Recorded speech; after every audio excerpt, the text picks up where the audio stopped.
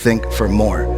You don't have to be just this. When you take that kind of action, that kind of step of following your gut and your intuition, taking that step, whatever it is, the universe has a funny way of meeting you halfway.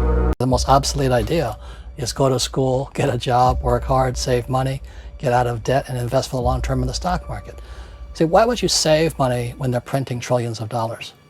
The gap between the 1% and 99% is massive. You see, it's not just money. You have to step back and look at the bigger picture. So what do you do? And they're all inside of us, except that it's not taught. You're taught to go to school, get a job, and get a paycheck. You're not taught how to get rich. If you read Rich Dad, Poor Dad, my rich dad refused to pay me. He said the paycheck was one of the most damaging things you could take in your life. He says the moment you take a paycheck, you're an employee, and that's the mindset. And Rich Dad was not saying that the paycheck was bad. He says you didn't want to be a slave to money. So as an entrepreneur, if Rich Dad folded, I just started another company. I don't need a paycheck. I don't need anybody to take care of me.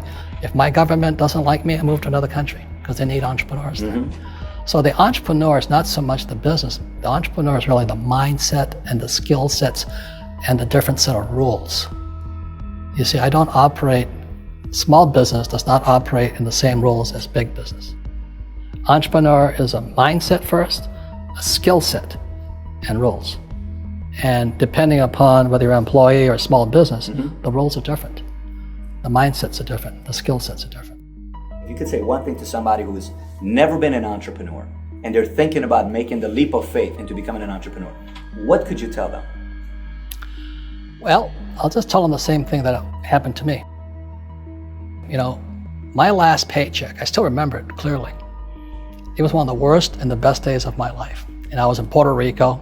I was working for Xerox, and my boss gave me it wasn't a paycheck, it was a bonus check. I think it was about $30,000, taxable. It's the only problem with that. So I got this check and I went, holy mackerel. You know what I mean? So I was excited, but I was also disturbed. And so this other guy comes up to me, his name was John, and John says to me, he says, "You're gonna be back." I said, "Why?" He says, "Because you're gonna fail." I looked at him and said, "Look," few expletive words, because that's what he did. He left Xerox, failed, and he came back. And I said, "Look, you failed and you came back, but I'm gonna fail and I'm never coming back." And that's the attitude.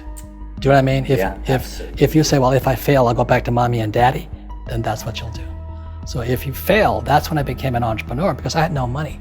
I had no money for years. So really that's the benefit of becoming an entrepreneur, is you really find out who you are when you don't have anything. So you always have to look at the big picture. Too many people look at, well, what's going to happen to me? Well, you look at the big picture, you're also going to know that when something bad happens, something good's going to happen. But you got to prepare for whatever is coming. If you think next 20 years will be like the last 20 years, you're going to get creamed. When you and I go to the supermarket and we buy a carton of milk, we always check for the expiration date. But most people do not check for the expiration date on their brains. Instead of get out of debt, I get into debt. I just refinanced $300 million in debt. I went from 5% to 2.5% interest. I made a fortune. Every month, more money comes in because my cost of money has gone down. So while some financial experts are saying get out of debt, I'm saying learn how to use debt. So when I came back from in Vietnam in January of '73, the first thing my rich dad said to me was go to school to learn how to invest in real estate. It wasn't real estate, it was how to use debt and taxes. Debt and taxes make the rich richer. Debt and taxes make the poor and middle class poor. So all the rich guys who are doctors and lawyers or, those guys, they're getting creamed and they don't know why. Doctors are getting creamed. Oh yeah, they're making more money, but the take home is less. Sure.